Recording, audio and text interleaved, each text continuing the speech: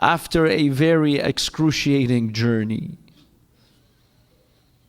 20 days of hardship, of pain and suffering.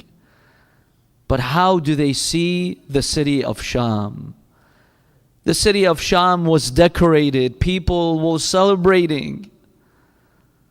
Imagine your Imam has been massacred and people are dancing in the streets. That's what the family of Imam Hussein alayhi salam had to see in the land of Sham. In the heat of that day, Yazid gave his commands. He said, when the caravan arrives, don't let them quickly enter the city. Keep them at the gate for hours and hours under the sun. I want everyone to see them. One of the companions of Rasulullah by the name of Sahl ibn Sa'd al-Sa'di, he narrates, he says, I was visiting Jerusalem. When I finished my pilgrimage to Jerusalem, I stopped by the land of Sham in Damascus.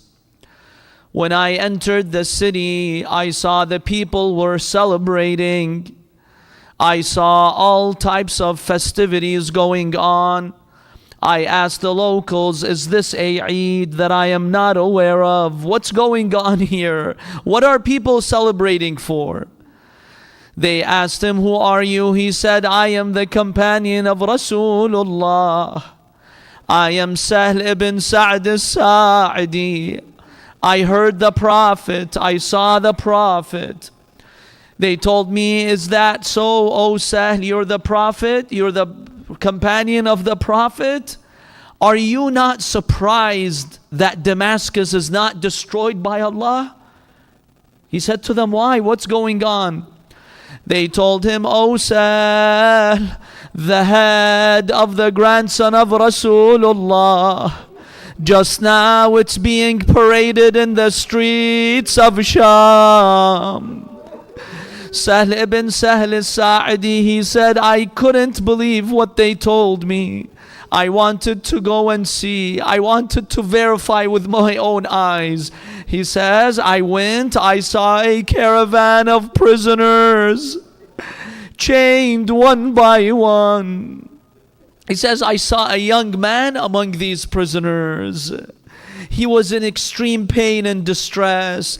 I greeted him, who are you? He told me, Ana Ali ibn al-Husayn ibn Ali. I was shocked. You're the son of Hussein? You're Imam Sajjad? What can I do for you? I am the friend of your grandfather Rasulullah. I am his companion. Can I do anything for you? He told me, yes, I have two requests from you. The first one, O Sahl, this is my request. Do you have an old piece of cloth?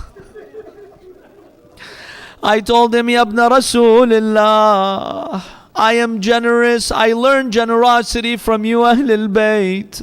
I'll bring you a new garment. I'll bring you new clothes. Why do you want something that's old? He told him, O Sahl, I'm not asking for a new garment. I'm not asking for clothes to wear. So what do you want it for?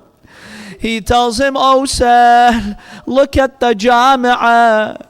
Look at the chains around my neck. They are eating at my flesh. I can't handle the pain anymore.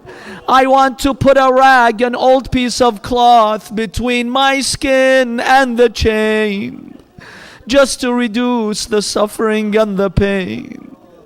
He says, I brought him a piece of cloth. He says, when Imam Sajjad removed the heavy chain from around his neck, his blood started to flow from his neck. And then he put it. He told him, Ya ibn Rasulullah, what is the second request that you have? He told him, O Sahl, my second request. You see the one who's carrying the head of my father on the spear. Give him some money. Tell him to come right here where the women and children are standing. I told him why. He says, because all these stranger men are looking at my aunt. They're looking at the faces of our women. They're violating our sanctity. Perhaps if he brings the head of my father, people will look at the head instead of the faces of our women. Ya Allah. That's how they entered the city of Sham. They take them to the courtyard of Yazid ibn Muawiyah.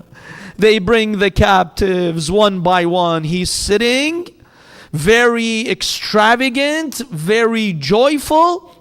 He's celebrating killing Imam Hussein alayhi salam.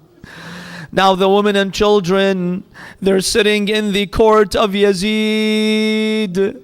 He begins to recite these lines of poetry. ليت أشياخي ببدر شهدوا جزع الخزرج من وقع الأسل. I wish my fathers at Badr, meaning the mushriks who were killed at the sword of Amir al-Mu'mineen, I wish they would be here today to see my vengeance, my revenge, to see my victory over the family of the Prophet. They would have told me, bravo, O Yazid, what good job, well done. And then in front of those women and children, they brought the head of Imam Hussein. They put the head in a tray before Yazid. He took out his stick and he started to strike the lips and the teeth of Abu Abdullah. Fresh blood started to flow from the head of Imam Hussein. One of the companions of the Prophet, Zayd ibn Arqam, he says, I was there at the gathering. I couldn't take it anymore. I stood up. I told him, Ya Yazid, Wallah, these lips that you're striking, I saw Rasulullah kissing these lips of Hussein when he was a baby. Stop it, O Yazid. Enough is enough. At that point, Lady Zainab, she stands and she recites that powerful sermon in the presence of Yazid. She sends the praise and blessings on Allah and the Messenger of Allah. And then she